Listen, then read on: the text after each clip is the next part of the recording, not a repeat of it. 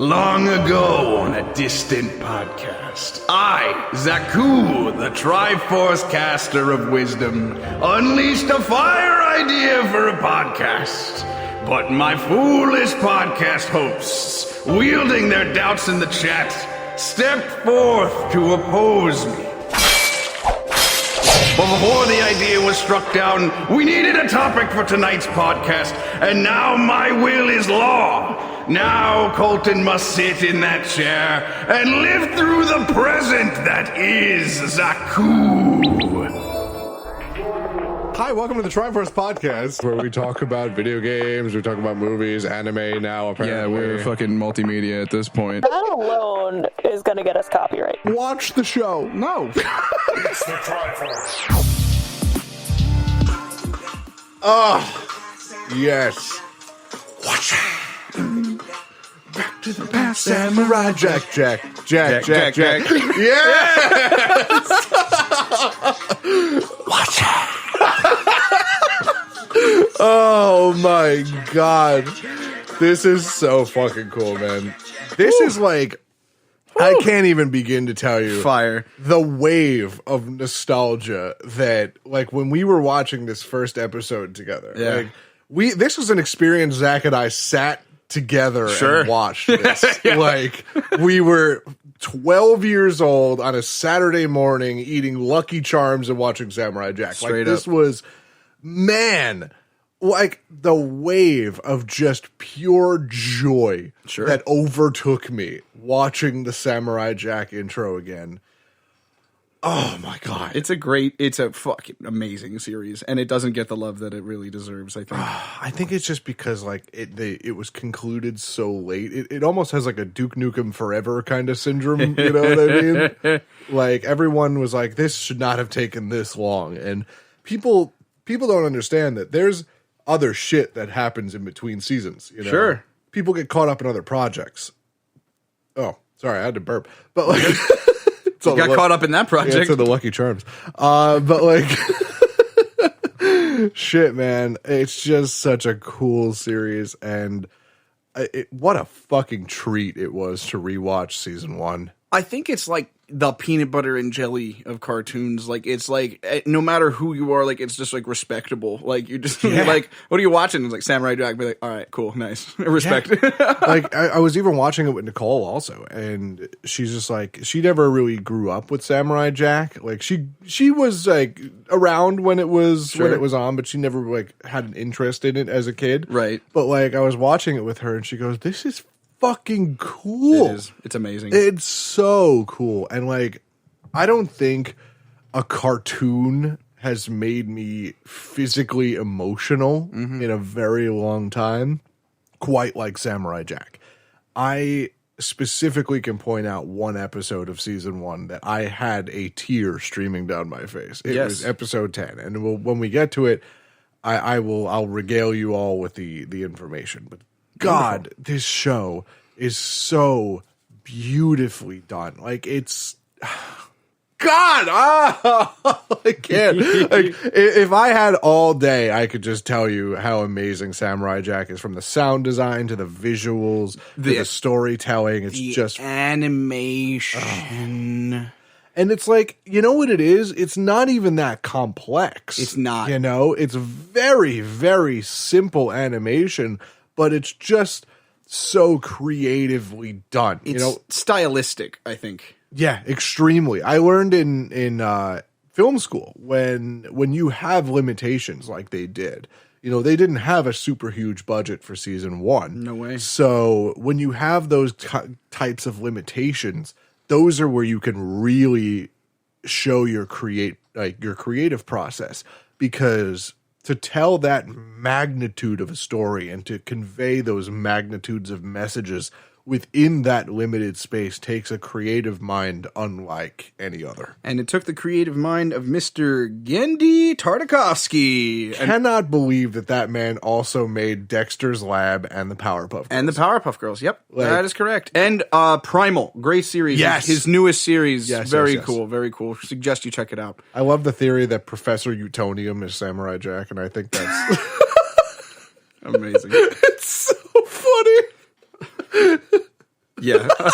All right. Like you can see it, right? Jesus, the square face. All right. Well, Girls, I'm home. Shing, shing. Professor. Just whops all their heads. August 10th, 2001. What trickery is this? August 10th, 2001 was the original air date of the first. It's technically 3 episodes, but they were presented together in what was called Samurai Jack, the premiere movie. Yes. So, in a sense, it's 3 episodes of Samurai Jack in one.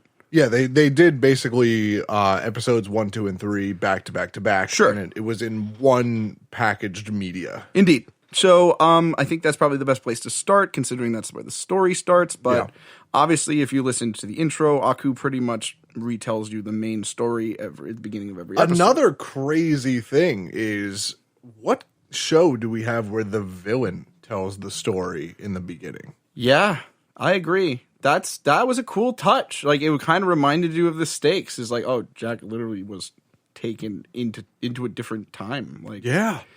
And it's even told from Aku's perspective. So he's just shitting on Jack in the middle of the intro. And, like, even still manages to make Jack sound so cool. yeah, I think know? Jack is unabashedly cool. And Yeah. I think the reasoning is just because he's so, like, morally and honor-bound centered that it's hard to not love Jack. It's like he's not even. It's not even like he's this uncorruptible No way. person. Like he feels rage, he feels anger. Like there's a whole episode about it in season 1. in season 1, I thought that they only really got into that shit in the new season, the one that was picked up by Adult Swim. But yeah, I forgot about episode 8, which was crazy to me. We just got to remember that he is literally just a man, but like at the same time, he's this unshakable force. He's like humanity embodied in this show. Yeah, it's kind of like man versus God.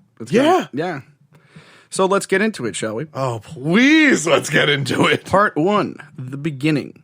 So this is the first part of the 3-part first episode movie.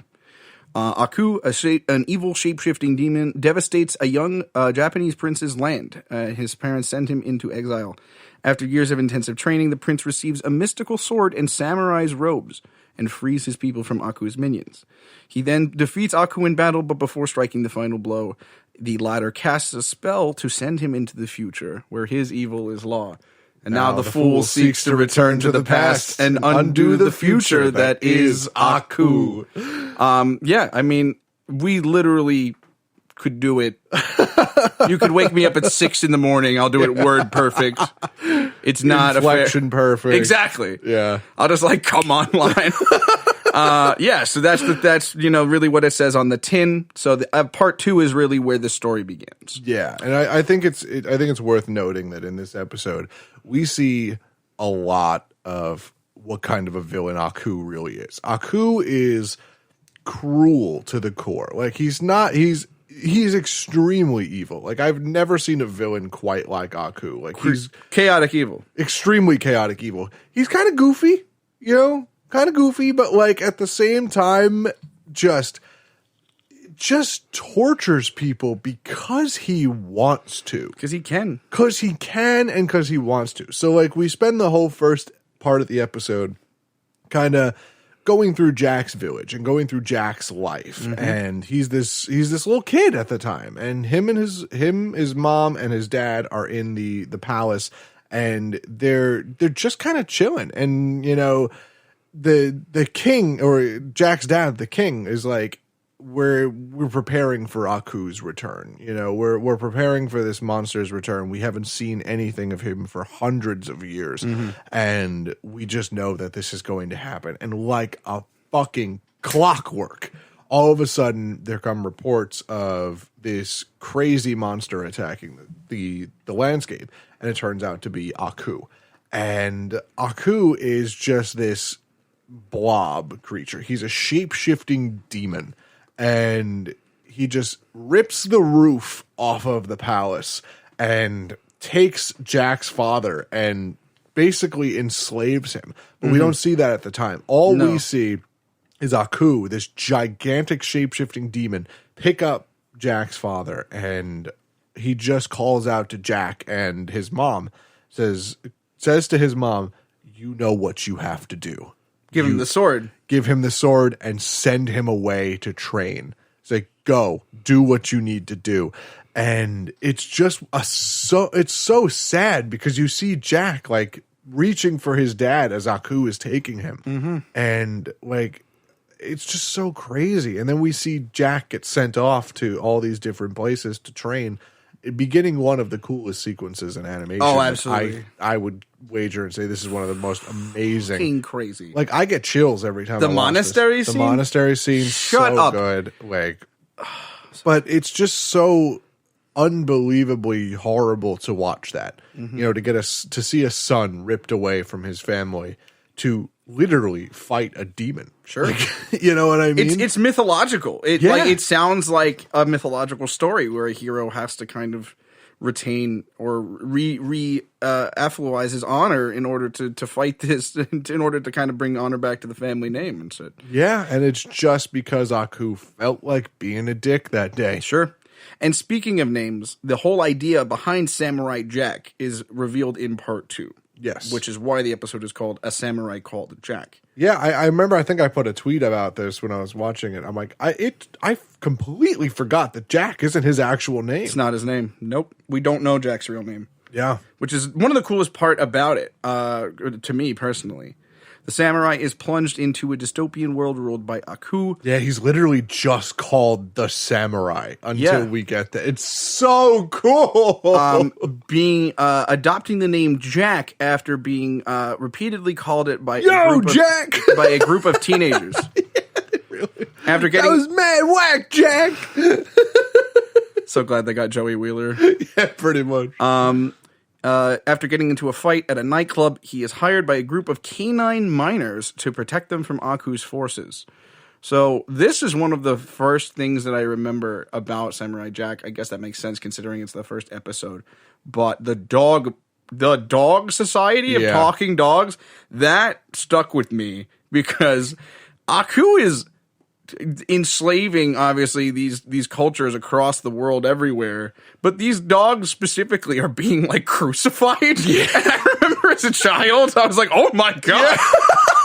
I like grabbed my dog Rudy and I was like, no man, like stay away from my fucking dog, Aku. Get away. I remember that shit very vividly, and I feel like these descriptions are extremely, like, they are just barely scratching the surface of these episodes, because like in the last episode, I mean, we heard it in the intro. Aku flings him into the future. Aku's about to get rocked. Like, he's about to get his shit pushed Fucking in. coup de grace. Absolutely. And Jack is delivering his monologue. Don't monologue. Don't monologue. No. Please, God, don't monologue. Just do it. Just get it out. Monologue when you're done. Confirm the kill first. Yeah. Monologue while they bleed out. There you go. So then Aku literally flings him into the future, and he flings him into the future by thousands of years. And by this point, Aku has taken over the entire world, and we see it. Like, he gets flung into basically what's supposed to be like a futuristic New York City. And imagine taking a samurai out of feudal fucking Japan, placing him into New York City, maybe 100 years from this time. You know, flying cars, aliens everywhere. I would have a stroke. Like, it would be bad. So fucking Jack just gets dumped here, and he gets dumped into the middle of the air, and he has to fight his way down to the ground on top of flying cars and everything like that. Lands in a garbage rut.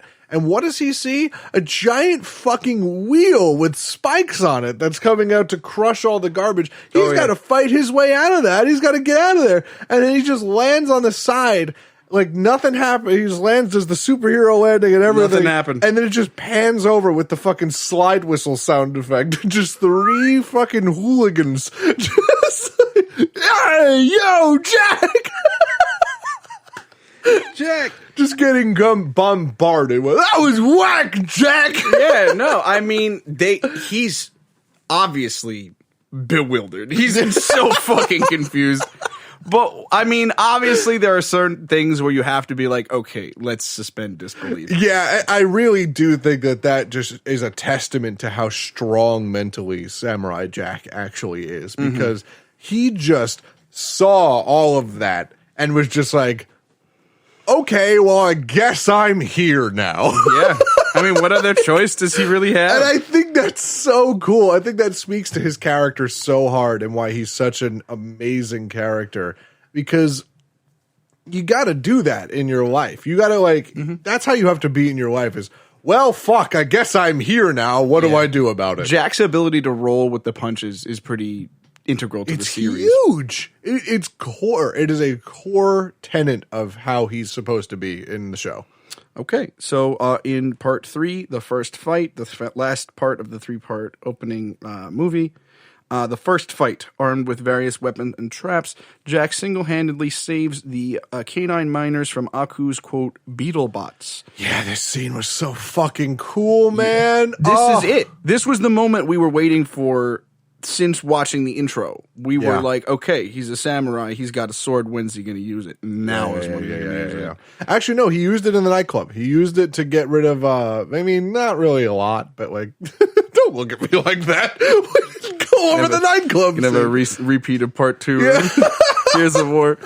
I mean, like, with intention, I think, like if we're fighting Aku's forces finally, I think. We only saw him in the nightclub do the sword thing. That's really all we saw him do. We love the sword thing here. Now we see the true extent of his battle knowledge and his strategic training. Yeah, we see like all of these different cultures of battle and all of these different fighting styles combined into one Samurai Jack. Yeah. And it's like, it's so fucking cool. And I remember this one scene that really hit me, man. Like that really just hit me hard is Jack has a family crest that he wears on his lapel of his gi.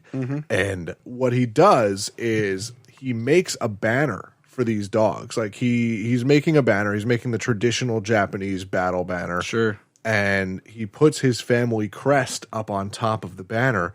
And these 3 dogs walk over what he's doing, step in his ink by accident, and walk all over the banner.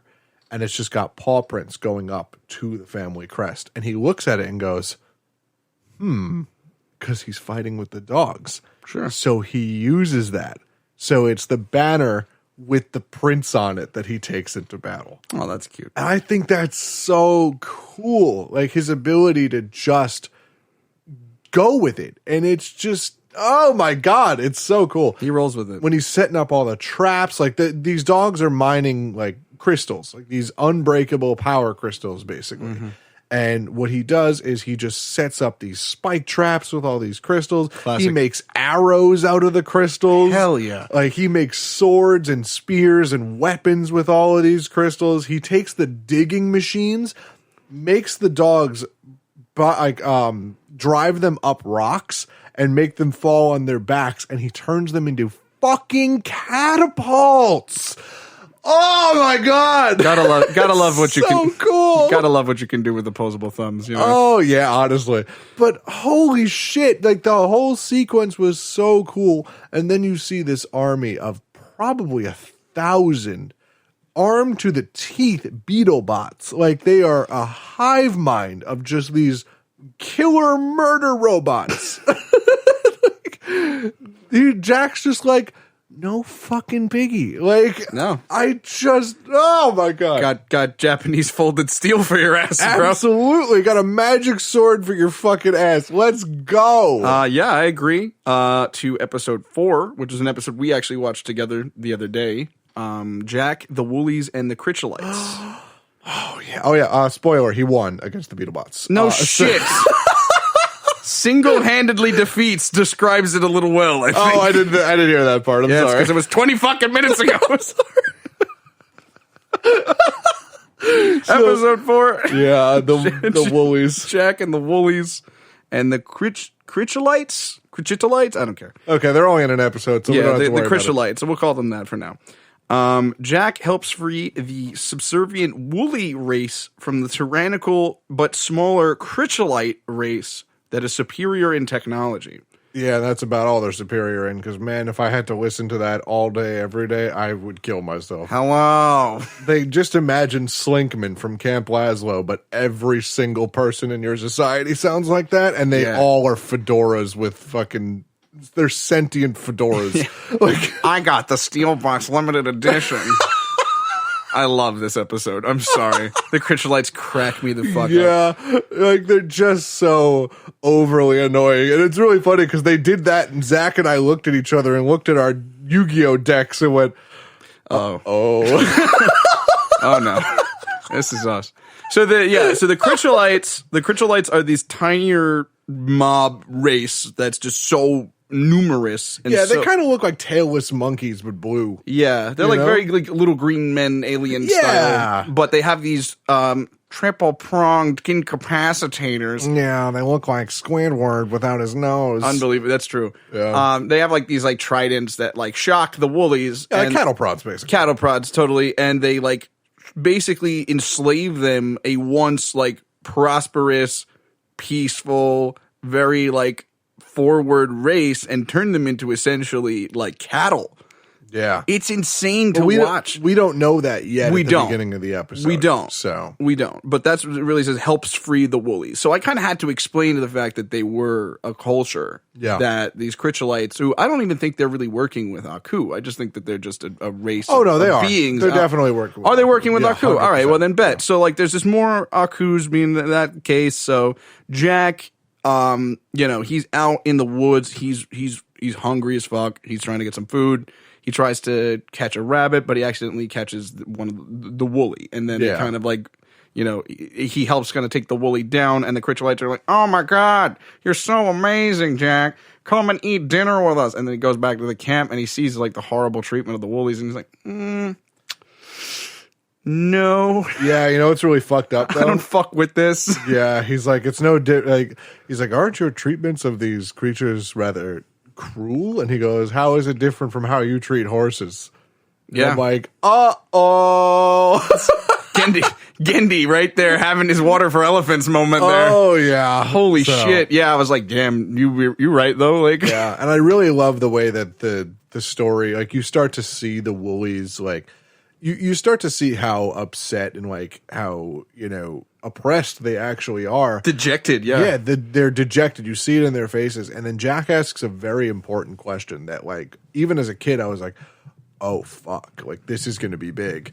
He asks, aren't these buildings a little bit big for you guys? Yeah, because the Critchlites are so fucking small. Yeah, they're so small, and their buildings are so huge, and they're also old and decrepit. And I was like, "Oh fuck, maybe these buildings aren't for them." So like, and then we find out that the woolies were this like as you said, this super forward race. And they actually stood upright before the Critchlites came in. That's true, yeah. And then the Critchlites came in, and then they enslaved them with this power orb that forced them on all fours and forced them to be cattle, and basically almost took away most of their ability to talk. So like, crazy. Like, the reason we find this out is because Jack goes to feed one of them, and he literally says, "Help me." Yeah, it's the one that escaped, the one that he like accidentally latched onto, and the Critchlites obviously put him in like solitary confinement. Yeah. And so Jack actually like sneaks out and is like, "Hey, what's the fucking deal with this?" And he's like, "Yeah, this sucks. This is terrible. Get me out." And then the Critchlites come back in and do something that I think was really insidious and like made me kind of doubt the woolies for the episode. It's like, don't do that. Their mind control will rot your brain. And it's just like, oh wait, maybe it's true. Maybe Jack's being deceived. Like, we don't know at this point. Like, we're as in the dark as Jack is in these situations. We don't know what's going on. All we know is Samurai Jack. That's really the only grounding aspect we have in any of these episodes. That taught me as a kid that, like, you know what? There could be two sides to an argument. And I just think that's crazy because you see that they literally try to dissuade Jack from trying anything, but obviously it was a fucking lie, you know? So, because he's an outsider, he doesn't fucking know. So, like, just the shitty tactics that, they tried to just keep the woolies under the control. And I think that's so terrible. Yeah. That was uniquely insidious. I've never seen anything like that in a cartoon. Like, almost since. You know what I mean? Yeah. Crazy. This is a definitely like unique cartoon in some of the things that it touches on. Yeah, and it touches upon super big real world issues, like really hard and really fast. To wrap this episode up, in return for freeing the Woolies, the leader of the Woolies bestows wisdom upon Jack. So at some point, the Woolie in the solitary confinement, Jack frees him. He takes him to like a holding pen where all of them go at night. And he's like, what the fuck? Is this where you live? And he goes, no, this is just where we go at night so that we don't escape. And I'm like, holy shit. God. It reminded me of kind of like a factory farm. Like, it reminded me of like animals being mistreated. So I think that was really like the idea of the episode. And he goes and he talks to this like weird like Gandalf Woolie that like has glowing eyes and is like ancient. And he's like, I am the oldest and greatest of the Woolies, the fucking great Deku Tree Woolie that they have. And he's like, help us. He helps them, and then he gets, like, wisdom bestowed upon him, which is great. Yeah. Need a good wisdom buff every now and again. He's literally like, he's like, I will give you anything you desire. And Jack doesn't say a goddamn word. And this elder Wooly looks in his eyes and goes, I see. I know what you want. Insane. You will find Aku to the north. And I'm like, let's go. Oh my God. Let's go. Oh, it was so cool. Episode 4, we've already got a beat on Aku. Oh, yeah. From, the great Deku Wooly here. So we're going to move on to episode 5, Jack in Space. Oh, God. This was so funny. I loved when SpongeBob was like the secondary character to this episode. Yeah. I forget the guy's name. Tom Kenny. Yeah, that's the guy. There's so many voices in this show. Real? Yeah, I think he does. You're totally right. After accidentally exposing a colony of scientists seeking to escape Earth, Jack trains as an astronaut to protect them from Aku's robots. So yeah, there's a group of scientists that are trying to kind of like SpaceX Elon Musk it and just get the fuck out of there, which makes sense because Aku is ravaging the entire world for centuries. Like I'd imagine some people to be fed up with it, like Yeah, pretty much. And what's crazy is like the episode starts with Jack fighting these giant mantis robots, which fucking are awesome, by the way. Like I love the way they're designed, and he like runs through the woods and like he parts the bushes and he just sees these people in spacesuits, and it's like that scene where it's like they look back at each other like do do do do do, and then the mantis robots fucking pop up and they're like, oh no. So the mantis robots like scan the area as like unauthorized vehicle, unauthorized escape vehicle, unauthorized this, your judgment execution. Oh, and I'm like, oh God. So Jack takes out these robots and he's like, okay, so he's just cleaving them in half. And then the last one, he cuts its head off. And right before he cuts the head off, one of the people in the spacesuit is like, no, wait, don't do that. And he cuts the head off and it flies away. The head flies away. To go report back. Pretty much. Yeah. And Jack's like, why, what's the, like, I didn't know that, like, how was I, like, I'm sorry, I didn't know that was going to happen. He was like, it's okay. We designed them. Oh, okay, yeah. And I was like, oh my God, these are the fuckers that made all the robots. Yeah. Like, so it's crazy to see that because it's introducing the fact that Aku's not getting these robots because, like, he has people in his employ. Like, they're enslaved to make these robots. Sure. And it's just crazy to me. Yeah, like, oh, it's just so uniquely on every level. It's just so bad. I think it's so interesting that Aku has control over so many people and doesn't have control over Jack. Really the only person who can undo him. Yeah. And I really loved that about the series because it made us Jack, we don't get a lot. I mean, we get some of his backstory, we get some emotional nuggets that make us very, feeling very good about Jack. But we don't like, we're not able to relate to Jack like we are able to relate to any other like protagonist, any other character. Like that. I mean, you got to think about it this way. Aku did the dumbest fucking thing possible by fleeing him into the future and not just like freezing him and killing him. Yeah. Did the dumbest fucking thing he could have possibly done, because he took this man out of his world. Like, imagine if you were flung into the future. No, wouldn't right? the parallel be if I was thrown into the past? No, I'm saying like this. Like, let's say you're fighting somebody that's this immortal creature, right? And Like I do. yeah, absolutely. You know, like you do on the normal basis.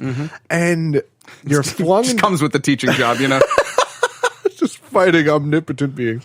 But like you're flung into the future, and at this point, everything you know is gone. True. So you have nothing to lose. The only thing you have to do is beat Aku. True. That's it. That is the only thing you have.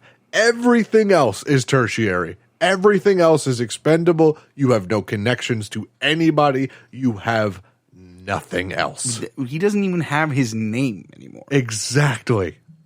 So good. Like, that's why he can't control Samurai Jack, because there is nothing to control. I love it. I love it. And episode number 6 is Jack and the Warrior Woman. A talented warrior named Ikra joins Jack This episode. as he seeks a magical jewel that could send him back to his own time. So Ikra kind of reminds me, did you watch the Batman Beyond cartoon? Yes. Do you remember the character Ink? Yeah, she reminds me. She's got Very like the much so. dress, Yeah. and she's got green skin and kind of like a flapper-esque hairstyle, and she's got a cool sword. Yeah, so she's definitely a very powerful warrior, Ikra, Yeah. and she is giving him a hand in finding this jewel. It was like, it's a magical time jewel, Zawardo, just all the way back to your own time. Yeah, it can undo pretty much any spell. It can dispel anything that is done. And it's really cool because at the beginning of the episode, Jack is going to this like merchant shop. I love space Saudi Arabia. Like it's my favorite. Unbelievable. So, or as I had this written down. I'm so mad I didn't. All right, I didn't go for it. lead with it. Go for it. But I love Saudi Andromeda. Like Saudi Andromeda, not bad. Not bad Right, at all. right, not bad. Not bad at all. So, like that was my joke. Thanks everybody for coming. Hey! But yeah, it's like it was a really cool scene. Like he goes into this bazaar and this little thing comes out. And he's just like, "Yeah, you're looking for this." It's like it's supposed to be like the sex shop joke. Like, Nice. It's supposed to be that. Classic. But then like he leaves like, "I'm not into any of this. I'm actually looking for this." And he's like, was "Oh, on- I actually know about this." This was on Cartoon Network. Yeah, so was fucking Rocco's Modern Life. That was on. Oh baby, oh baby. Oh, Rocco. What Rocco's Modern Life episode 1. Also, But agreed. So like he was telling him about this jewel, and one of the things that this little merchant said was, "Beware of the great evil." And all of a sudden they get attacked, right? They get attacked by these robots with forearm, like these General Grievous ass robots, like wrapped in like mummy wraps, but they have 4 scimitars like each. And I think a fucking awesome design. That katana will be a fine addition to their collection. Absolutely, literally. So they're getting chased, and then Ikra shows up, and he's fighting these robots, and Ikra is like, "Oh yeah, do I gotta thank you for saving? Do I gotta thank you for saving you, or whatever? The whole thing." And then he's about to jump out the window and follow her, and the little merchant's like, "No, you don't understand." And like he's pointing to Ikra, he's like, "That's the great evil. You don't understand." And like before he hears that, he's already gone. So he's like, don't do that. And like they're following around, like they're getting followed around the town, and then they finally get away on these camel creatures, and then you see the robots turn to each other and like smile at each other. And I'm like, To finish out the episode, Yeah. it seems to what you're building to. However, Ikra's true motives threaten to derail Jack's quest. Surprise to fucking prize. Ikra works for Aku. No, Ikra was Aku. Right. Sorry. Been a while since Yeah. November 19th, 2001. I What, you don't have a apologize. photographic memory of everything that happened 20 years ago? No, that's what you were here for. Fuck's sake. I'm kidding. That's what you're here for. Oh man! So Ikra was Aku, and they fight this. So the whole thing with this crystal is the only way they can take it is if they're pure of heart and pure of intention. So they both get judged by this crystal, and all of a sudden, this giant four-armed, I'm going to say a djinn, comes up because it looks like a djinn, and it's just like they start fighting it, and Jack's like, "Wait a minute, we're both of pure intention. What the fuck's going on here?" And Ikra's just giving this djinn the work, like just absolutely working this thing. And Jack's like, I'm not going to fight. I'm of pure intention. I'm not going to fight this thing. And Ikra pulls the jewel out of the djinn's head, and he's like, finally, I can go back to my time. Finally, I can undo this thing. I can finally. And then all of a sudden you hear a shatter off screen, and it just goes silent. And it's just Ikra with the gem shattered all over the ground. Mm-hmm. And he's like, why did you do that? Stupid bitch. Yeah, and then like Ikra reveals herself to be Aku. And, and he just fucking flies away. Yo, Aku's laugh is iconic. It made you want to hate him. Yeah. You know, like when it was just him laughing with the flames, like you were like, fucking hate you, dude. You're the worst. Fuck him, man. Like, Aku sucks. Yeah, he's just so infallibly bad. Aku's a big meanie. He's a big meanie pants. All right, it's so weird to me.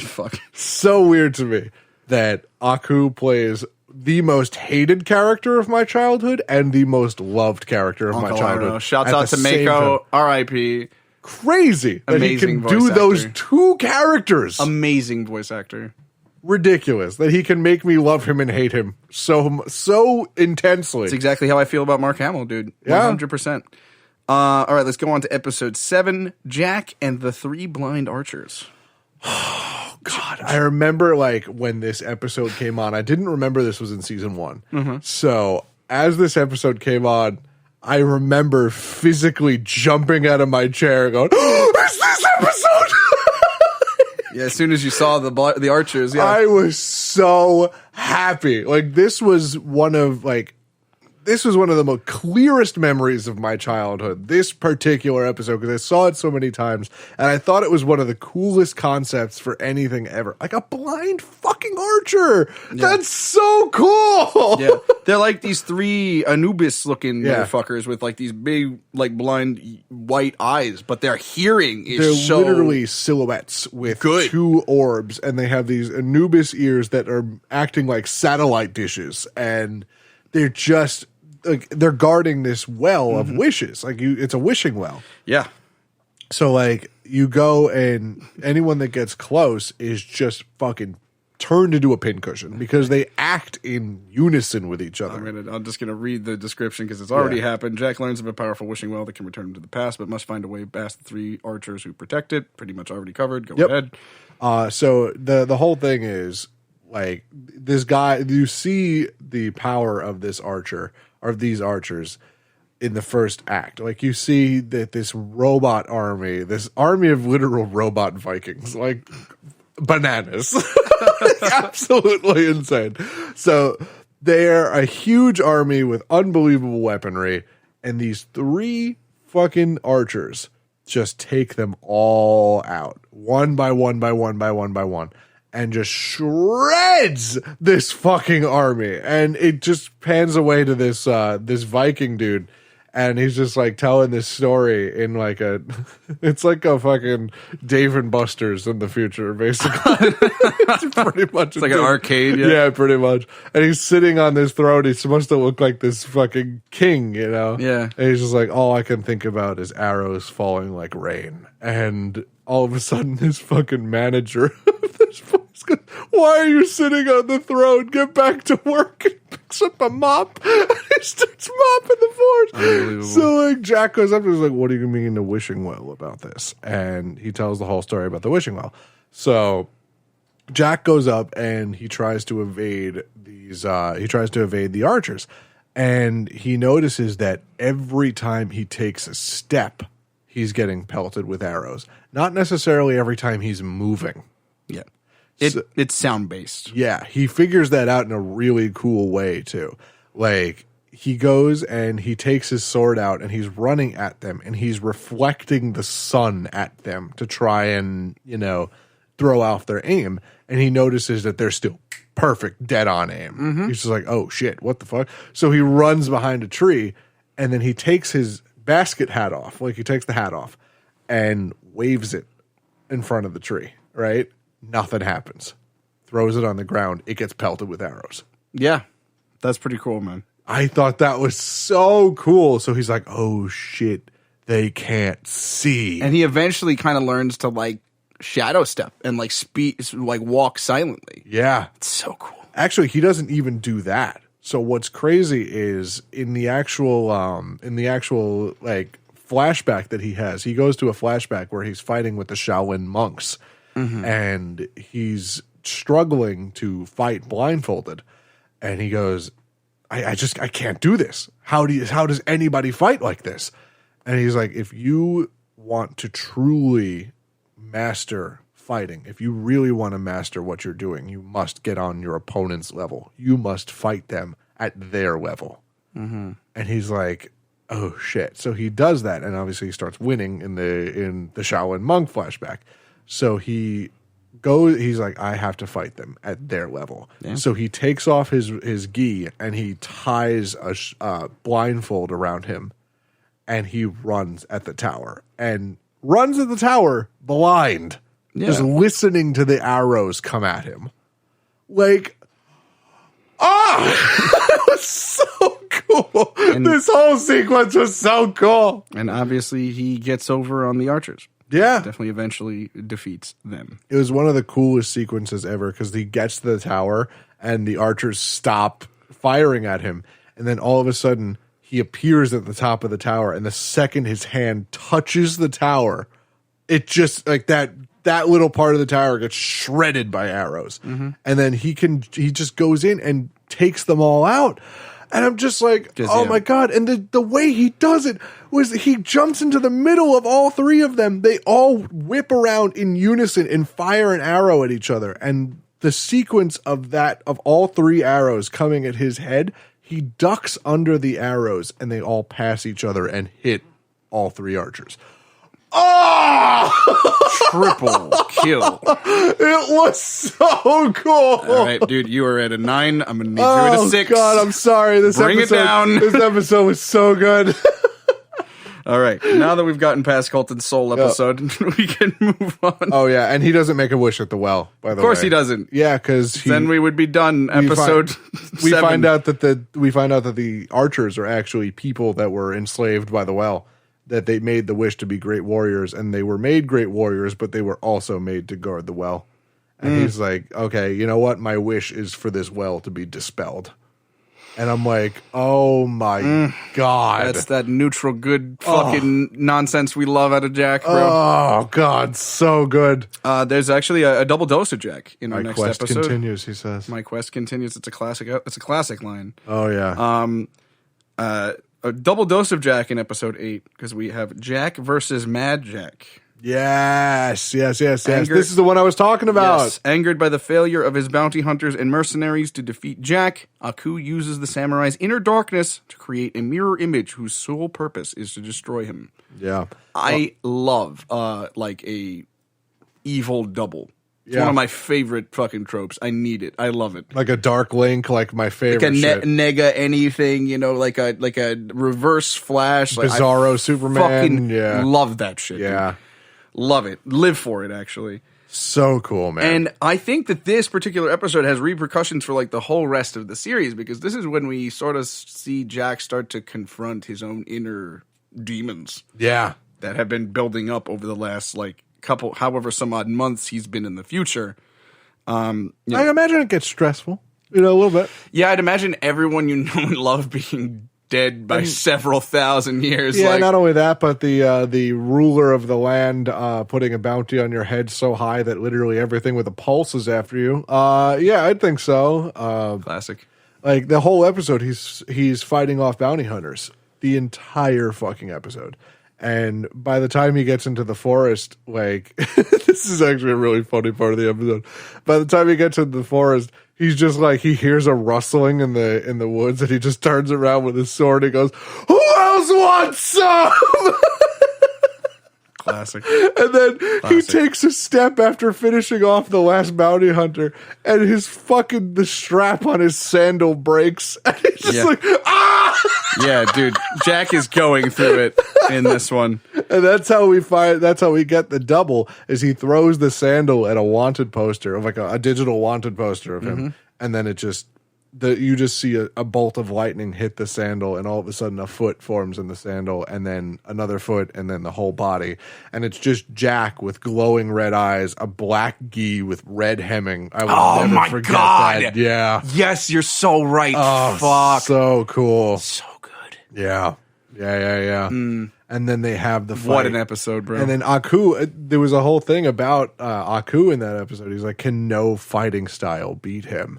And he goes, wait, of course no fighting style can beat his.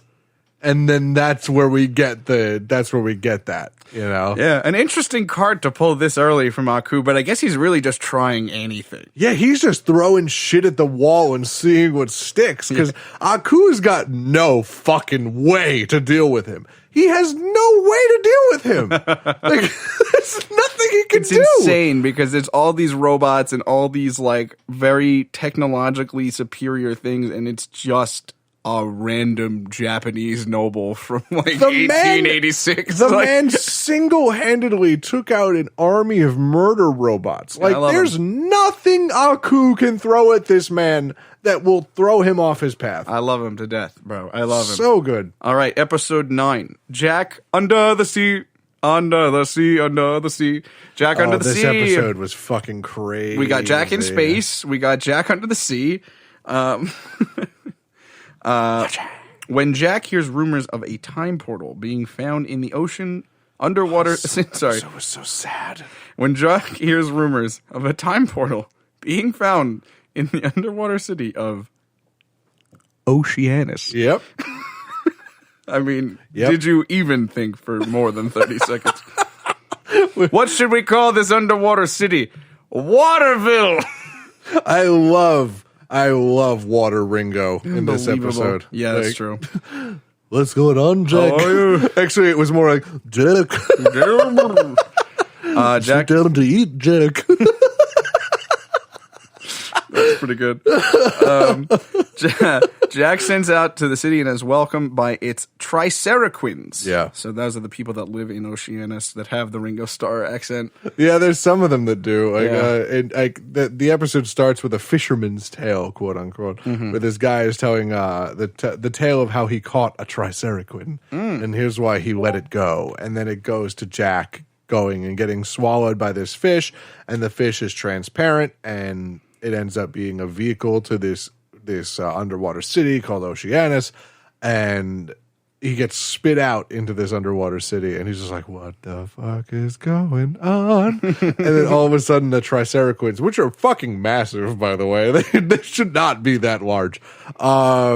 They just were like, oh, we don't usually get visitors. Stop it. I'm going to need to ask you to stop. Oh man, it's good. It's so perfect. I can't. But yeah, so they're doing their thing, and they invite him for a feast, and he's like, classic for Jack. Yeah, so he's like, I'm here for the time machine. Oh, fun thing that it's time really portal. Yeah, time portal. So it's really cute when they invite him to a feast because he sees all this fish on the table, and he goes, sushi. Yeah, like, I'm sure so that's good. Probably the most at home he's felt since he's been in the future. So fuck yeah, motherfuckers even had soy sauce. Like, that was great. Yeah, they're just growing soybeans onto the fucking water. Apparently, absolutely. So they did that, and then Jack's like, honestly, I'm here for, and they're like, stop, you're here for the time portal, right? And then like, so yeah, they take him to it, and yeah, what's up? Good night, everybody. Good night, everybody. Yo, I'm looking for voice acting work. DM for VA. This is my reel. The entire Tryforce podcast has just been your voice acting reel this whole time. Rain and I have been rused. Yeah, pretty much. Oh, it's just an extensive demo reel. But I have about 180 hours of content. I can't believe how well I played the long con. And unbelievable. So he gets to the time portal and quote unquote, and he's asked to put his hands on the top of this little bubble and his feet on the bottom of it in specific spots, and then he gets trapped. And the Triceratops are like, "We're sorry, Jack. It's either you or us." Yeah. And he's like, Which is fair. Yeah. They're like, "We've been cut off from the surface for centuries, and Aku promised to bring us back to the surface if we did this for him." And Jack's like, "Aku isn't going to do that. Yeah. Like, he's not going to do that for you." And sure fucking enough, Aku's like, about our deal, I've changed my mind. No you will shit. remain down here. Idiots. And the Triceratops are like, fuck that. So they start fighting back, which was cool. And then they free Jack, and they get Jack back in that vehicle. And like, Jack is just like, you know what? No, we have to turn around. And the Triceratops are like, "Are you fucking crazy?" So like, all right, that's the last time. No, it's pretty good. You can still keep doing it. So they turn around and Jack's like, "All right, I have to go fight Aku." So they fire Jack out like a fucking torpedo. Yeah, it's pretty And, cool. I like remember they that. fire him into Aku's mouth, and he comes out the other side. And Aku just flies away, and the Triceratops are just like, Thank you for that, and we're so sorry about what we did. We're sorry about our betrayal, and there was no time portal. And he goes, "There was no time portal, was there?" And they just shake their heads. He's like, "If we can help you in any other way, please let us know." And he goes, "Well, there is one thing." And then it just cuts to him walking through the woods, and then all of a sudden his stomach growls, and he just takes a bag off his back, and he just has himself a sushi picnic. Oh, Jack. I was like, oh my God, this is so good. Fucking love this series so much. Oh man. I know that you are going to go absolutely buck wild over this next episode. Yeah. This is one of your favorites. Yeah. Episode 10, Jack and the Lava Monster. Oh God, this is the first time I've cried at a cartoon since I was like 13. Okay. With that in mind, we're going to keep the volume level. Yeah. on this. That's why I pulled back from the mic. Sorry. I lean away from the mic so I could breathe. Jack survives a series of traps and encounters a Viking king who has since been transformed into a giant rock by Aku, who insists that Jack needs to slay him in battle so that he can reach Valhalla, excuse me. Let me get my pronunciation correct. So fucking good. It's such a beautiful episode. And the landscapes in this episode are fucking gorgeous. You see Jack walking through very clearly Norway. Like it's just gray and windy and cold, and there's plains everywhere. So all of a sudden you hear a voice call to Jack. He's like, "Come this way. This way." Yeah. And Jack's like, who's that? Like, show yourself and just come this way. And he goes to this part of the land that's just scorched and completely destroyed. And he picks up a bit of like ash from the ground. And he goes, "I feel there's something evil here, a very familiar evil." And I'm like, oh boy. So he just keeps hearing the voice, and he's like, "Show yourself, coward." So he goes up to this mountain, and he sees a little glint at the top of the mountain, and it just says, "Come this way." So he starts climbing the mountain, and he goes into this lava chamber in the mountain, and he steps into the lava chamber, and all of a sudden these spears come out of nowhere and start like showering all over him. And I think at this point, so at this point he has to jump through this like wall of closing spikes. So he cuts through it and lands out there. And this is one of my favorite Jack lines in the whole series. I'll say it right now. He goes, he hears the voice again, and he goes, This voice takes me for a fool if he thinks I'm going to go through more of his traps. And all of a sudden, the ceiling starts falling, and he's like, "A fool I be!" And he runs. He runs further in. I love this man. Yeah. So he runs through this gauntlet of crazy fucking traps, absolutely insane traps, and he arrives at this little like rock in the middle of a lake of lava. And all of a sudden, this stone man just appears, and this lava golem ass man just appears. Mm-hmm. And he goes, "Take your sword. We fight to the death." And I'm like, oh my God. So he's just fighting for his life pretty much. And Jack's like, "Why are we doing this? This is a pointless fight." And he's like, "It is my destiny. Finally, a warrior worthy enough to fight me has shown his face. Thou must fight me." And like, I was like, oh my God. So he refuses to fight. He puts his sword away and he sits down. He's like, "I refuse to fight." And this lava golem goes, "I cannot strike you while you are defenseless. We must conclude this battle." It's Viking code, yeah. By the warrior's code. And he goes, "Please, I beg you, draw your sword and fight me."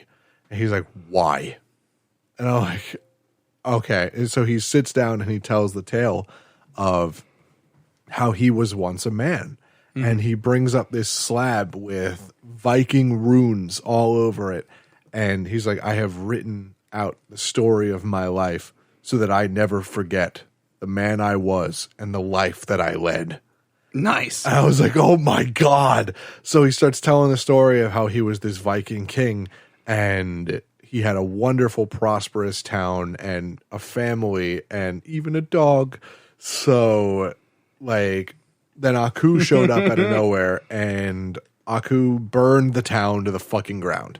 He's like, "Our weapons were useless. We were severely outmatched." Yeah, you can't fight Aku with swords and flails. It's not going to happen. Not going to happen. So he comes back and he's like, "I was the only one left. My weapons were worthless, and I felt my final battle coming." So he tries to fight to the death, and Aku didn't kill him. He's like, he did not grant me the warrior's death that I should have gotten. Instead, he imprisoned me in unbreakable crystal and made me watch as my town was burned to the ground. Damn, bro. Like, he's just so cold. Like, it's unbelievable what Aku is willing to do. And then still did not kill him, took him and shoved him into the core of a mountain for him to lay for all eternity. What a fucking prick. Yeah. Like, what a jackass. Like, yeah. He's just chaotic evil. He's just like, "Well, this sounds fun. I'll do it." Yeah. And then he's like, I managed to find a way to manipulate the stones around me and to form the being that you see before you. And the only way that I will be free of this hell that I am in is if you defeat me in battle. And Jack just wordlessly gets up and draws his sword and then says, "Well, then prepare yourself." Let's go! I was like, oh my God! So they have such an amazing fight, an incredible fight. And then Jack shoves his sword through his stomach, which is where the crystal is. And then you see this crystal sword that this golem had just drop to the ground. He goes, "Finally, the curse is broken." And as he's crumbling to the ground, he's like, "Hear me, monster, your spell is broken." Yeah. And like, it just reveals himself as this unbelievable Viking king, like this crazy looking king. And he's like, "Finally." And all of a sudden he ages to an extremely old man immediately. He's like, "Finally, I can rest." Oh. He falls to the ground, drops his sword, which, by the way, the crystal sword was a perfect copy of his sword, actually, which was so cool. Mm-hmm. So Jack goes over to him and he's like, "Warrior, what can I do?" And he goes, "Do not worry. Just hand me my sword." And he puts his sword on his chest, and he just goes, thank you. And then he passes away. What a fucking dude, man. And then all of a sudden, the gates of Valhalla open, and the Valkyries come down, and they take him. And as they're carrying him to Valhalla, he looks back at Jack and just smiles. And then that is the end of the that's not the end of the episode. What really fucking got me, Yeah. is Jack takes a piece of the crystal from the golem that he had made and just carves into his tablet a picture of the man and writes under it, free. I fucking so good. This whole fucking series is so good. Oh. Like, there's not been a cartoon purely. Look at me, I'm getting goosebumps. Like A cartoon purely that does the things that Samurai Jack does. oh god. And one of our shared favorite things that they've ever done is episode 11. I can't believe they followed that episode with this one. What a 1-2 punch. But I mean, I cannot imagine Samurai Jack without this episode. Oh god, no. What Jack and the Lava Monster is to you, Jack and the Scotsman, episode 11 is for me. This is an extremely close silver medal for me. Like, it's just we were talking about this when we were watching the episode together. Like, could you imagine a more contrasting character to Sam, but also filling the same role? Yeah. Yeah, Like, he's pretty much the Samurai Jack of the Highlands. He's the UK's version of Samurai Jack. Like, crazy. Yeah. What a fucking maniac. Jack and the Scotsman, bro. So the Scotsman. Oh my god. Nicole and I were watching this episode. You're going to love this. Nicole and I were watching this episode. And she looks at the way that they talk to each other and goes, that's just you and Zach. Yes, it is. It's literally just you and Zach. She's like, and you both flip between Samurai Jack and the Scotsman all the time. It's true. It's pretty much the two wolves inside us. Pretty much. While crossing a seemingly endless rope bridge, which is one of the most distressing things to watch, by the way. People just used to cross bridges like that. I don't know about this long, but yeah, you're right. And imagine a rope bridge over a misty cavern. Like, it's just a fissure in the earth that is miles long. That people, like, that goes on for days. Imagine. Like a day's walk doesn't even cut it. There's no like stimuli. There's nothing. There's bridge and fog. There's nothing to do. To the fact where Jack goes to sleep on the fucking bridge. Yeah. Which I wouldn't be able to do. No fucking way. No way. I would have to actually pass out in order to catch any Z's on this fucking bridge. Yeah. He's fully dead asleep and the bridge starts to crumble out from under him. What are you talking about? Yeah. I've never been more stressed in my life. This episode gave me such fucking anxiety. Yeah. And like, not only that, but a line that happens later in the episode makes me so upset that this bridge even exists. Like, we'll get to it when we get to it. But like, fuck, man. That's a concept. I hate that. I get anxious thinking about crossing a bridge like that. That's like maybe 40 feet long. Yeah. You're a relatively big and tall person. Yeah, so a rope bridge is not. I'm a your solid friend. 300 pounds. That's not your friend at all. Goodbye. Gravity is just like, I'll take that. Ooh, a la carte. Just plucks you from humanity. Pretty much. So Jack is walking around this bridge. He keeps walking, and then eventually he starts hearing bagpipe music. He starts hearing bagpipes, and he's like, eventually it starts getting louder and louder to the point where he has to cover his ears. Like most bagpipe music. And there's a large guy, who is playing the bagpipes. And he literally gets all up in Jack's face, and he's still playing the fucking bagpipes. He's looking at him in the face and is just still jamming on them. Yeah. And Jack's got his hands over his ears, and he's like, could you stop what you're doing, first please? Line that we have from this man. By the look on your face, you seem to like the pipes, laddie. Yeah. Just Scotland, the human being. Just starts jamming on him again, and Jack just puts a hand up and he's just like, please stop. I beg of you. I don't mean to interrupt, but please. Yeah, Jack is trying to be real nice to the Scotsman. He's like, could you get out of the way? Is that possible at all? Yeah. Jack runs into the Scotsman, a robust, if impulsive, stereotypical Scottish warrior who also wields an enchanted sword. The Scotsman claims that Jack must turn around and walk back the amount of progress he has already gotten over the bridge in order for the Scotsman to reach his destination first. Yeah. Jack refuses, and the two begin to fight. Yeah, there's a whole like list of things that Jack suggested that obviously would have worked, but the Scotsman just being the Scotsman and just being Scottish is just like, no, fuck you. Absolutely not. Thanks for he's asking. just fuck you, the character, and I love that. It's just like if you could just stand aside, I could just get on by. I'm not exactly large. I just go on by, and he's just like, and risk going over the side for a perfect stranger. And I'm like, okay, that's fair. He's just like, all right, I will stand aside. And he's just like, I'm not gonna fit. And I'm just like, okay. And he's like, okay, what I could do is I could hang off the side of the bridge, and you can just walk by. And he goes, so you can get a peek up me kilt. Yeah. Yeah, that's what he wants to do. Yeah. Just take a look at your fucking haggis, bro. Not true. Not true. He's only offering this because you shot down the other two options. Yeah, like this man is offering to put his life in peril just so you can like be convenienced, like not be inconvenienced. I think one of the other things that we need to talk about the Scotsman in regards to his character design is the fact that he has a submachine gun for a left leg. Honestly, like he's just got a machine gun for a leg. Just got an MP40 for a leg. When I was a kid, I was like, this is every character I've ever drawn in my life. Yeah.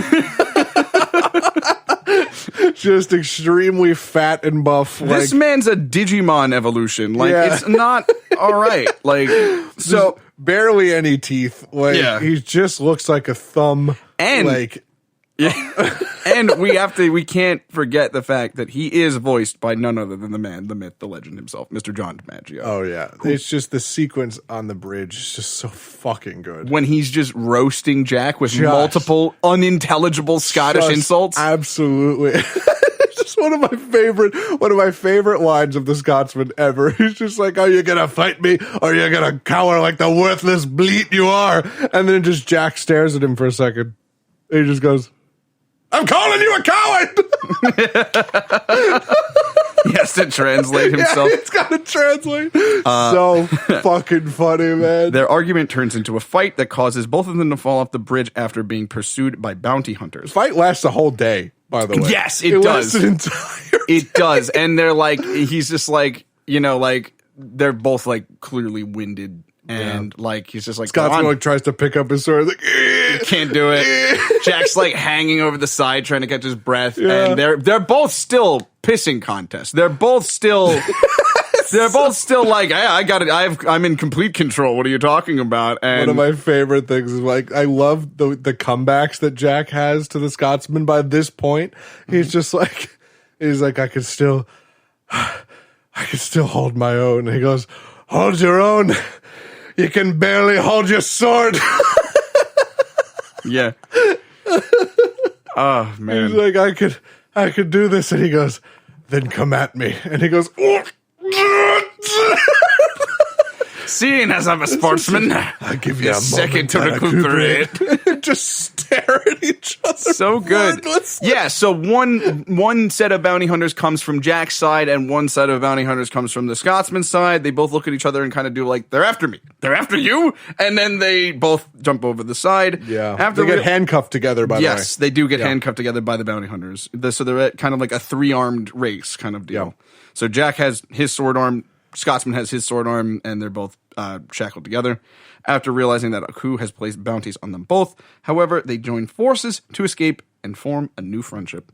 Yeah. Fucking love the Scotsman, bro. There was one scene that still makes me laugh so hard to this fucking day. Is when they're in the lagoon. Like, they're in the water, and it's just like, we got to get out of here. We're sitting ducks in this lagoon. And then all of a sudden, Jack's hat. By the way, Scotsman was shitting on Jack for this hat like crazy. So he cuts the hat in half, right? The Scotsman cuts the hat in half, and it falls over the side. And he's just like, "You want me to play a melancholy tune for your hat?" And then Jack just runs his sword through the Scotsman's bagpipes, and that's what starts the fight. By the way, it's just like the image of Jack just smiling with the sword through the bagpipes, and it just goes. It fully fucking deflates. There's a beat, and then he goes, "Oh, you've done it now."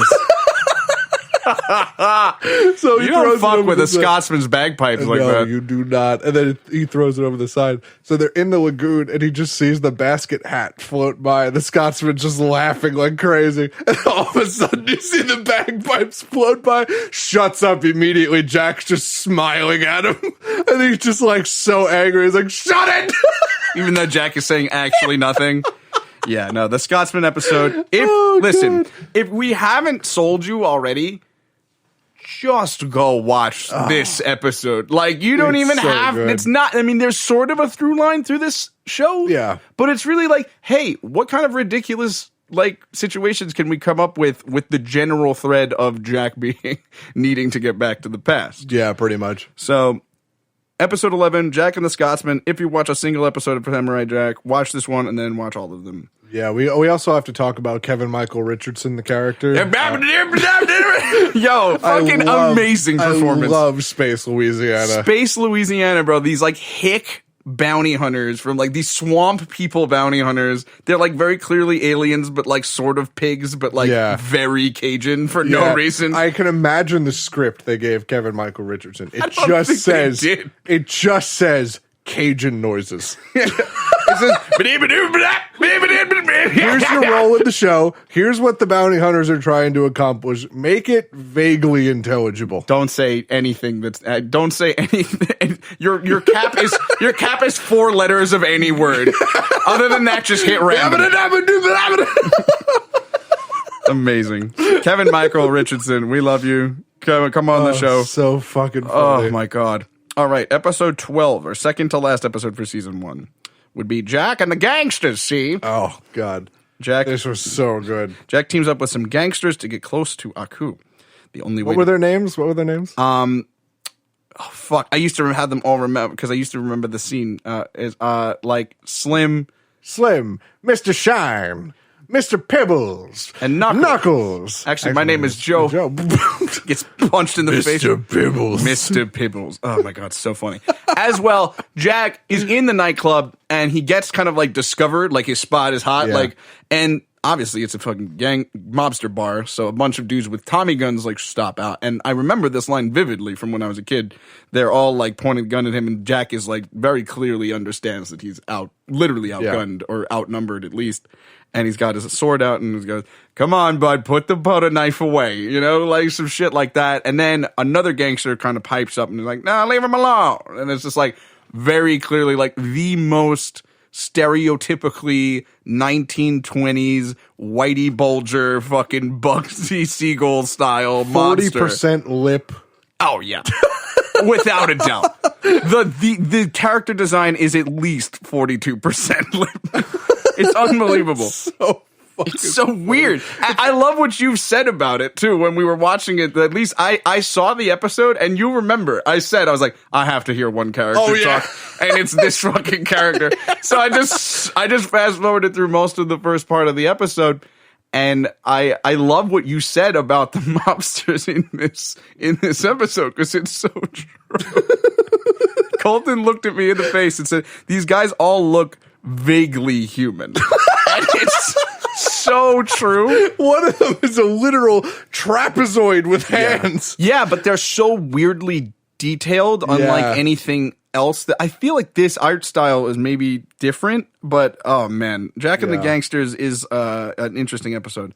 The only way to get close to Aku is to get a mystical jewel that is guarded by 3 elementals. Yeah. So, you know, I mean, I think it's so cool to have like a stakes of an episode like that where like, I gotta find a mystical jewel guarded by 3 elementals. That sounds straight D&D shit. But they're involving this like 1920s Chicago mob in the future. Like, what are these guys? What are you doing? Yeah. You're still thinking it's prohibition? Like, Yeah. it's 3009, dude. What are you talking about? Like, I didn't even know there was humans left. Like, and they're all playing L.A. Noire, apparently. Yeah. Oh, Jesus God. Christ, ridiculous. I love that shit, man. But like, what's really cool is that Jack actually joins this gang, and he has to convince them. Like, he's like, "No, you guys are involved in crime." And he's like, "Oh," it's like, so he's like, "All right, we got a delivery for Aku." He's like, "Did you say Aku?" And he just turns around, he's like, "Oh, suddenly you want to join, eh?" And it's just like, so they give him a chance, and they just suit him up. Like, they give him a mission, like a first mission, basically, as a gangster. And Jack has to deceive these gangsters. And Jack is not known for his deception ability. No. But he shows that he's very good at it. Either that or these gangsters are really fucking dumb. Either Column A, column B. Either honestly. high mods or low rolls from the enemy. That's all you need. Honestly. So Jack is tasked with taking out a person who's in debt to the mob. Classic. So, yeah. Classic. Obviously, very classic. So he's taking a bomb to this place, basically. You want to dance, you got to pay the man, see? Exactly. So he tells this man, he's just like, okay, so there's a bomb in this package. Like, when he gets there, he's like, there's a bomb in this package. Get out of here. Get all your animals out of here. Go. Quick. Go. So he helps the man escape, and the building blows up. So the mob is none the wiser. So he just tells him that he fucking offed this guy. So he's like, all right, cool. I see. I get this. I like this guy. You know, he does that thing. So they outfit him in this stereotypical mobster outfit, and Jack looks fucking great in a mobster outfit. I remember Mobster Jack. Yeah. Mobster Jack was fucking lit. I'm surprised no one's done like a cosplay of that. I guess that'd be so cool. And his name was so cool. His name was so cool. In a group with Knuckles and Mr. Pibbles, you had Jackie the Blade. Jackie the Blade, dude. How cool is that? Come on, with the Look at that. with the pinstripe double-breasted suit, with the spats and the sword, still with the Yeah. fedora. Unbelievable, dude. So good, man. Jackie and Mr. Pibbles. Mr. Bibbles has his own wiki page, by the way. Someone has this is a literal fan art of Jack, Samurai Jack, Gangster Jack with bitches. Like, I love the internet, man. Like, Yeah. it's true. Like, I gotta see cosplay. I gotta see if it happened. But I mean, this is You think such. there's a Mr. Pibbles cosplay out there? No, there isn't. I'm seeing a lot of Samurai Jack season 3 cosplay though, so Yeah. that's pretty cool. Not a Mr. Pibbles cosplay. Sorry to say. But I will say, Oh, excuse me. I'm Mr. Pibbles from episode 12 of Samurai Jack. clearly you would know that if you were a true anime fan. Samurai Jack isn't even anime. I know. I hate the people that attend anime conventions. I know. So the last episode 13 of the series, is possibly one of my favorites because it creates such excellent memes. It's Aku's Fairy Tales, episodes 13. Oh, yeah. This episode was hard to watch. It's so ridiculous. It's so tongue-in-cheek ridiculous because Aku, we've been saying that Aku is decidedly evil. Like, Yeah, he's extremely evil. But I said it so once. fucked. I said it once in the beginning. It's a little goofy. He is a little goofy. Little goofy. We can definitely see some of his goofy Yeah. side in this episode. Aku's Fairy Tales. Last episode aired December 3rd, 2001. Which I think is God. nuts. Seeking to weaken Jack's popularity among his subjects, Aku gathers the children of the world in his palace. All of them. Imagine the email. All of them. Imagine the email blast on that. It was like, come to Aku's palace. In fact, it's mandatory. Failure to comply will result in beetle bots. Like, he's not gathering the children of the world in his palace by their consent, I would imagine. He's probably just taking them. Yeah. Gathers the children of the world in his palace and tells them a series of quote-unquote fairy tales, all of which portray himself as a hero and Samurai Jack as the villain. So this is wild to me because not only is it the end of the series, you ever just watch a cartoon and immediately think about Nazi propaganda, because Yeah. that's exactly what I thought about watching Yeah. this episode. I was like, wow, okay, we're just every imperialist nation that's Yeah. like, we're the best, fantastic. Aku is that. That's what Aku is. Yeah. You know? He is a being of consumption and manipulation. He is Yeah. a being of just stretch your influence as long as possible. And I mean, this is so wild because we have this supremely evil being interacting with children. Yeah, and what's really funny is that like Aku is like trying to reach these children and they're very clearly not fucking buying it. So like I really love that, you know, that Aku is just a shit storyteller. Fuck this guy. He's just a terrible storyteller. And like the kids are bored out of their fucking minds. And Aku, like weirdly enough, like he had no problem wiping out entire civilizations. But for some reason, he's extremely reserved when dealing with these kids. You know, and they even have a whole joke about newer generations like not respecting their elders. Classic. So fucking funny. So like he brings them all in, and it also just goes to show what kind of influence one person can have in this world of complete and utter tyranny, where it has become so rooted in your society that it's just normal. You know, you don't know anything else. And then all of a sudden, this one fucker comes around and is just like, no, this doesn't have to be like this. We're just going to start cutting the chains of Aku. And all of a sudden, everyone's on board with it. You know, like, it's just crazy to me how influential one person can be in that situation. That this supreme, omnipotent being has to try and convince these children that he is, you know, supreme and all-knowing and here for them, when obviously he's fucking not. And the kids understand that. Yeah. The kids understand that immediately. So, like, he's got to do this propaganda, and he's just fucking garbage at it. Yeah. And at the end of the fucking episode, Aku gets so frustrated that he just fucking leaves. And this one kid comes up and tells a story about Samurai Jack. And they all go crazy.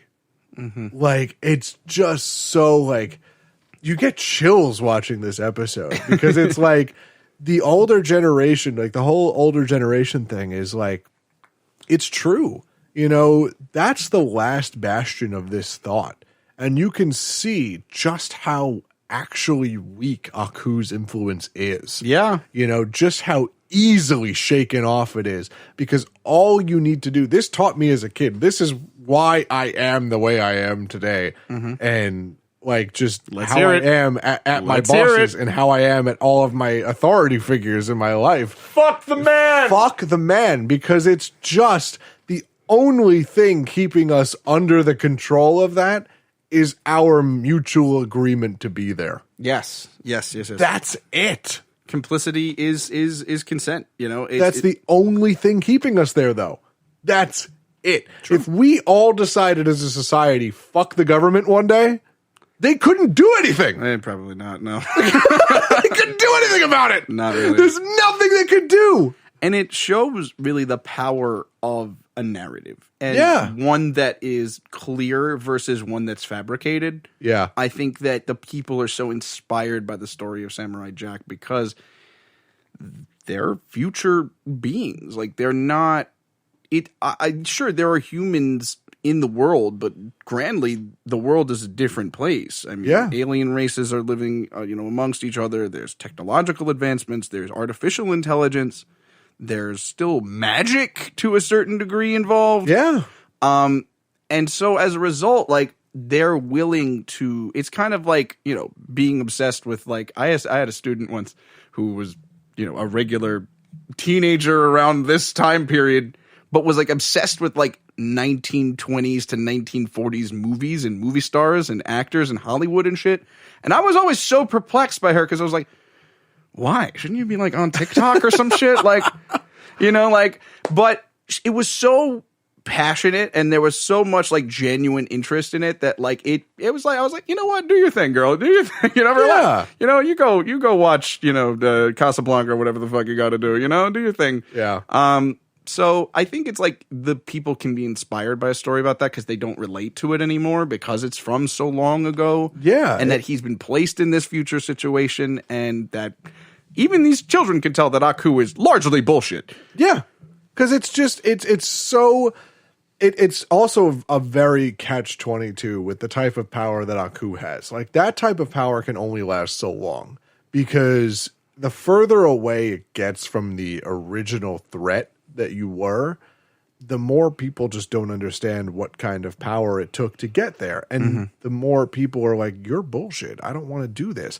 Like, case in point, with every revolution that's ever happened in this world, it happened thousands of years after, like, or hundreds of years after the founding of the system. In some cases, yeah, sure. Yeah, like, and most of the time, it's the younger generations that are doing that because, yeah, you know what? It's always been this way.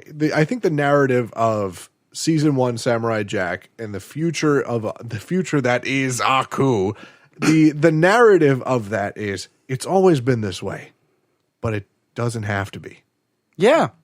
I think that I was just telling my dad earlier today that, like, I find, you know, in studying history, because Samurai Jack, in some degree, is historical, right? Because he's got a character that, you know, coming from feudal Japan. We meet Scottish people. Scottish, yeah, it's very. You see him training in Saudi Arabia with the Shaolin monks, in Africa. Culturally, historically, definitely. Very, very influenced by that. And I was telling my dad earlier today that, like, history and the study of history, it's not always about getting it right. It's about thinking critically. It's about saying, did we make the right decision? Did we do what was best? And I think that this narrative of season 1 is that everything is changeable. Everything doesn't need to stay the way it is, especially evil. Yeah. So we, as you were saying earlier, one person can make a difference. One person can be inspiring. One person can topple an empire if they have enough support. And Aku is trying to basically do, you know, like basically like a red scare, like a samurai scare to these children, and they don't fucking buy it. And I think it's brilliant of Tartakovsky to end the first season this way because it's not, it isn't really like a season finale episode. No, it literally is just another episode. But what it really is sending the statement of is this is the beginning of the end for Aku, and he knows it. He understands that vividly. Yeah. And in season 2 through 3, we start to see him get way more desperate in his attempts to quell Samurai Jack. And it's also something great analogous to, remember when you said Nazi propaganda with fucking Aku? Sure. You know, the biggest threat to the Nazi regime was asking questions. Sure. That was it. And it's the same thing with any type of evil overarching power structure is just ask questions. What did we see for the past 4 years? Anytime a simple question was asked of our government, they shut down. You know, so like that's it. That's literally it. If you can't answer a question, if your fucking grip on power is so thin that it can be derailed by a simple question, then no one's going to believe in it. And Samurai Jack, his intentions are so pure and so from the heart that he can just answer the question. Why are you doing this? Why are you trying to dismantle Aku? Because he's evil and he took away my family. Sure. That's it. It's good enough of an excuse. It's good enough an excuse, and he's taking away yours too. What I think is really cool and kind of really shows the dynamic of the two characters is how much, you know, obviously the show is called Samurai Jack. But I think largely when it comes to scenes between Jack and Aku, sometimes it's different, but I think that Jack speaks a lot less than Aku does. Aku tends to monologue, you know, foolish samurai, you know, you will never make it back to the past, whatever. And like he tends to be like hot air. Like he's like, okay, I'm so evil and so scary that you should just submit to me because I'm who I am. Yeah. Right, because I've got flaming eyebrows and horns and a sick goatee. Oh yeah. And it reminds me of a quote that Plato said, where is, you know, a wise man speaks because he has something to say, and a fool speaks because he has to say something.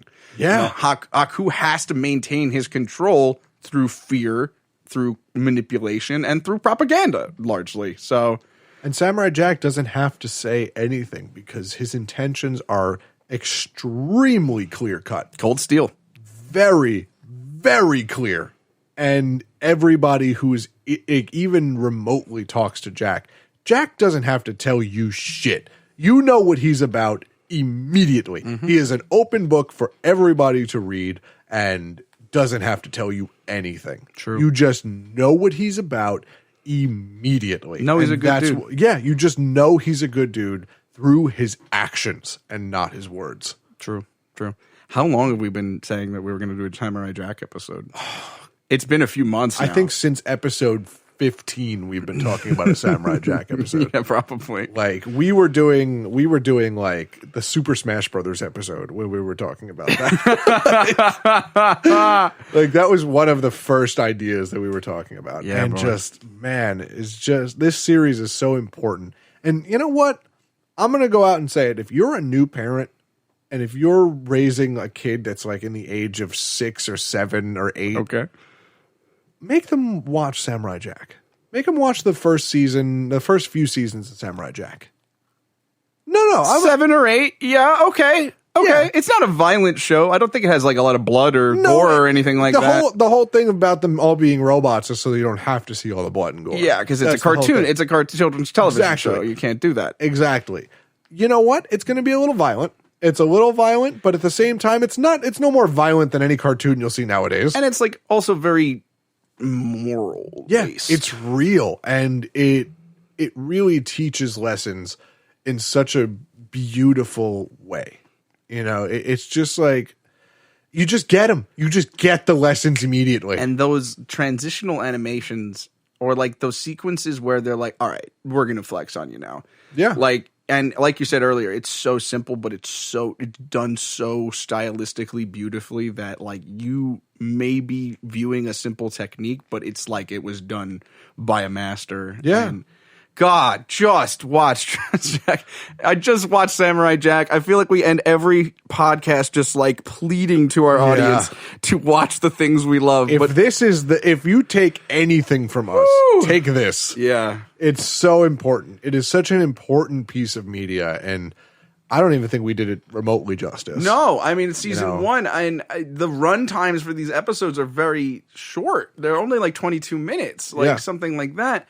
So we're, to the fact that we've been recording for as long as we have and haven't even really scratched the surface shows you that This is season 1. these are rides. These are not episodes. These are life-changing 22-minute sequences. Each episode is a show in itself. Agreed. 100% agreed. It sounds like hyperbole, but it isn't. No, it's not. Like there's so densely. Oh my God. The way I can describe it is there's so little happening in each episode physically, but also at the same time, there's so fucking much. You know, there's so many things to unpack about each episode, and they're not even that complicated. Sure. Like episode 10, my favorite fucking episode was literally him just walking through the plains, goes into a mountain, fights a lava monster at the end, takes him up to Valhalla. That's it. That's it. That could be half of an episode, and it's an entire episode structure, which makes you so emotionally invested. I think everything in that episode was important to take into account. There's so little happening in each episode, but everything that happens very deliberately, and I think that's so cool. Yeah. Oh man, I need a drink. I need like water. Like my throat is dry. Like, you have been just kind of, wildly moving your hands and this whole time, just like supining yourself on the back of your chair. Like, so happy. We adore this series. Like, I remember, so as should come to literally no surprise, my name sounds very similar to Jack. Samurai Zack, bro. Like, when I was a kid, I literally used to take my mom's, what is it called? It's kind of like, it's not a Did you do the fucking hair clip Hold on. It's not like a bobby pin, or it's not one of those like clips that it like snaps open and then snaps back. Yeah. It's like kind of like a claw sort of. Yeah. So, but it was black. It was black, and it was flat if I did it in a certain way. So yeah, I kind of took some of my hair and I used to clip it up, and I was in karate, so I had a gi. It didn't look like Jack's because it had legs. It had pant legs instead of like the skirt that he has. The Hakama, yeah. Absolutely, dude. Absolutely did I do Samurai Zack. 100%. Fun fact, God, we really are just the same person. No, this is weird. Like, go for it, please. So actually, in my room, I have currently. It still fits me because I'm still just as large a boy as I was. Large. So I trained a lot with martial arts. I've been doing martial arts since I was in 6th grade. And one of my main focuses was Iaido, which is the Japanese art of swordplay. And that was one of my favorite things to do. It was just so cool. I felt so empowered by it. And it taught me a lot about the way my body moves. And it made me pay attention to a lot of the shit that I actually do. So I have a black gi in my closet and a black Hakama with a sword that looks very similar to Samurai Jack's. Nice. And I did a very similar thing where I took a hair thing, and because I used to have hair, so like I did the same thing. But I was actually thinking about getting the hems on the gi and the Hakama trimmed red. Nice. The same way as Negajak. Yeah, that's fucking cool, so man. I was thinking about doing that. That's wild. But like it's just so good, man. Yeah, I mean, just so cool. Samurai Jack pursues into seasons 2 and 3, and then it drapes off for like almost a decade, if not more, and then it gets picked up again by Adult Swim for season 4. So if you liked this episode, obviously we can do more. We cannot talk about, as you can tell, we can talk about Samurai Jack for a long time. For days.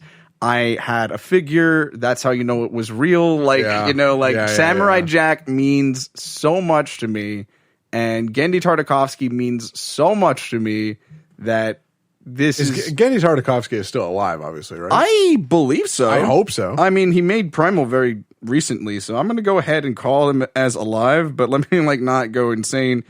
He is 51 years old. Genndy Tartakovsky, if we could just get 10 minutes with you.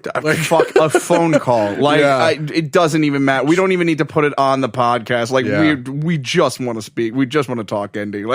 I just have a few questions. I just have questions about the creative process, and I would just love to hear your thoughts about Samurai Jack, and that's it. And we would love to hear your thoughts about this episode. Yeah. Please feel free to follow us on any of our various social medias. And if you are after some art, for example, some Samurai Jack art, if you're interested, you can find me online at IG at Z-Form Arts. That's at ZEE Form Arts. I take requests and commissions. Of course. Also, I should start plugging my fucking Twitch. Yes, you should. So follow me on Twitch at CEZ Special. I play Super Smash Brothers on Friday nights, and I play Yu-Gi-Oh! On Sunday nights. Friday night friendlies for Smash and Shadow Realm Sundays for Yu-Gi-Oh! Yeah. So, and I might be adding another stream day soon. Ooh. So we'll see what's going on with that. And with that, we'll take our leave out of here. Yeah. Follow us on our various social medias, and thank you so much for tuning in. We got to get back to the past, right? Tryforce Podcast. Watch out.